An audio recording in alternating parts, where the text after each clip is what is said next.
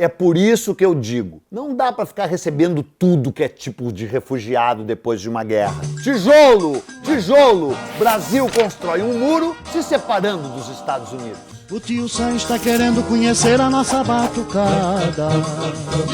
Tô falando, cara, tu não sabe nada de história. Talvez até saiba que houve nos Estados Unidos uma guerra chamada Guerra da Secessão, né? Claro, a maior guerra civil da história da humanidade, né? O norte industrial supostamente contra a escravidão, quer dizer, contra a escravidão, só que por motivos econômicos, não humanitários. E o sul, agrário, plantador de algodão, que achava que dependia da mão de obra escrava. E, aliás, dependia mesmo. Travaram essa luta fratricida, milhões de mortos, uma luta terrível.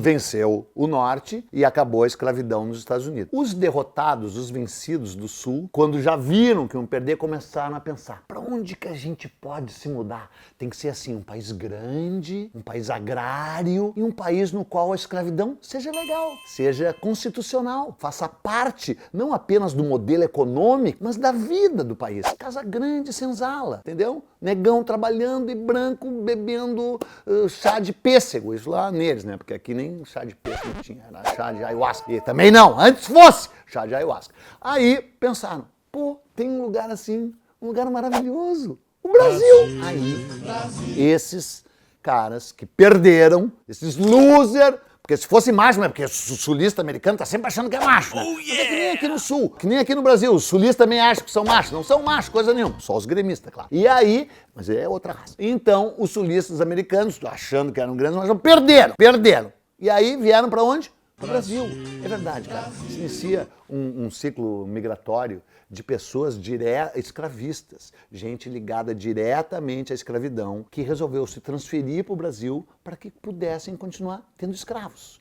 Juntou com isso o fato de que o Brasil estava muitíssimo interessado em ampliar, em entrar na produção do algodão. Porque os Estados Unidos produziam muito algodão.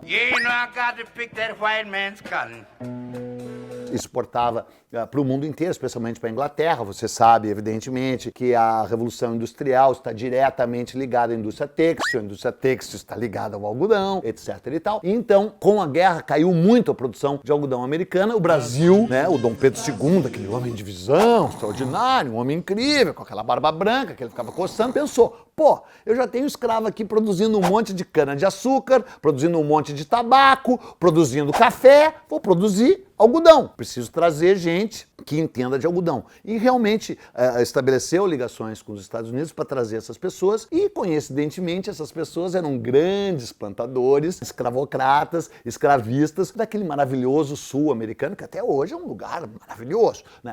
Então, esse ciclo migratório se inicia através de um cara chamado William Hudson Norris. Provavelmente, pelo tamanho, era parente do Chuck Norris, né? Porque, o cara, né? Ele tinha nascido na Geórgia, no sul dos Estados Unidos, mas ele passou a vida inteira no maravilhoso estado do Alabama. Alabama, you got a weight on your shoulders, this breaking your back, né? E ele nasceu ele foi senador por Mobley. He was stuck inside the Mobile with Memphis Blues again. E aí, vai saber o que é isso, ananás. E aí, esse cara arregimentou um grupo de imigrantes que não se sabe bem o número, porque esse ciclo se iniciou em 1865, eles desembarcaram no Rio de Janeiro e depois seguiram para Campinas em dezembro de 1865, e se calcula que entre 10 e 20 mil americanos sulistas vieram para o Brasil. Eles seguiram do Rio de Janeiro direto para São Paulo, se deram mal, hein? E aí ofereceram para eles terras no bairro do Brás, mas o cara não era, né? O cara é americano, né, cara? Não é esses trouxa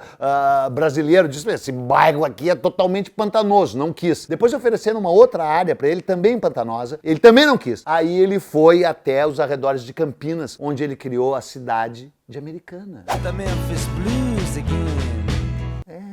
A cidade de Americana, onde ele, evidentemente, como um bom americano, prosperou. Só que é o seguinte, quando ele veio para o Brasil, ele trouxe o arado, porque os brasileiros estavam acostumados a puxar arado, mas não tinham um arado, né? Eles próprios, o mecanismo. E aí ele introduziu essa lavoura quase que mecanizada no Brasil, ganhou muito mais dinheiro com arado do que com algodão, nem precisou mais ter tanto escravo assim, e iniciou em Santa Bárbara do Oeste, na cidade de Americana, que existem até hoje e que são cidades progressistas, e que hoje em dia, embora tenham aquela maravilhosa bandeira confederada, né? Que, aliás, nos Estados Unidos está sendo queimada.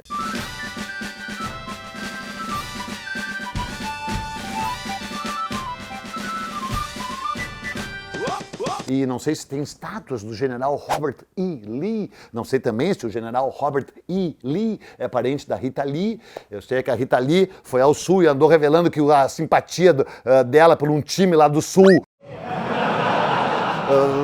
é uma coisa horrorosa, não citaremos aqui, mas o fato é que essa comunidade hoje não tem mais nada a ver com esses caras, mas esses caras eram escravistas americanos que vieram para o Brasil porque aqui a escravidão era legal. Mas tudo isso que eu falei não interessa absolutamente nada, como aliás a maior parte dos quadros que você vê aqui no Não Vai Cair no Enem. O que interessa mesmo é que antes disso, em 1862, no auge da guerra, com os Estados Unidos com o orçamento todo sendo dirigido ao esforço de guerra do norte, o Abraham Lincoln, também conhecido como Abe, pai fundador da nação americana,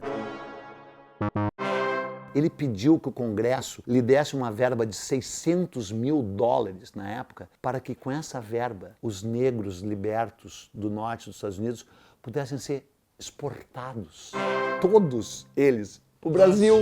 Em dezembro de 1862, o Abraham Lincoln nomeou um ministro plenipotentário chamado James Webb, que era um anti-abolicionista, aliás. E esse James Webb foi quem apresentou o projeto de deportação de todos os negros libertos americanos para o Vale Amazônico. Não é uma maravilha? Não é uma maravilha? Imagina, podia ser hoje o Vale Amazônico populoso, cheio de gente que labuta e que trabalha. E o Brasil disse não. Disse não. Não só disse não, como o Dom Pedro II pensou em construir um muro separando a Amazônia dos Estados Unidos. Não construiu! Não construiu. Devia ter feito. Pior que depois eles fizeram o canal do Panamá, que ainda deixou as coisas mais conectadas. Mas assim caminha a humanidade. E garanto que tu nunca tinha ouvido falar disso. E garanto mais ainda que não vai cair no Enem. O que você acaba de ver está repleto de generalizações e simplificações. Mas o quadro geral era esse aí mesmo. Agora, se você quiser saber como as coisas de fato foram, então você vai ter que ler.